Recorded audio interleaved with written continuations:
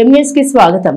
ప్రముఖ పుణ్యక్షేత్రం అన్నవరం శ్రీ వీర వెంకట సత్యనారాయణ స్వామి దేవస్థానం ఆధ్వర్యంలో దర్శనం పూజ అత్యంత వైభవంగా నిర్వహించారు. ముందుగా స్వామి అమ్మవార్ల అనివేటి మండపం వద్ద పుష్పాలతో అలంకరించి విశేష పూజలు నిర్వహించి దేవస్థానానికి చెందిన దర్శనంలకు పూజలు నిర్వహించారు. ఈ కార్యక్రమంలో ఆలయ అనువంశిక ధర్మకర్త ఐవి రోహిత్, ఆలయ ఈవో పీర్ల సుబ్బారావు, ఆలయ ఉన్నతాధికారులు, సిబ్బంది, భక్తులు తదితరులు పాల్గొన్నారు.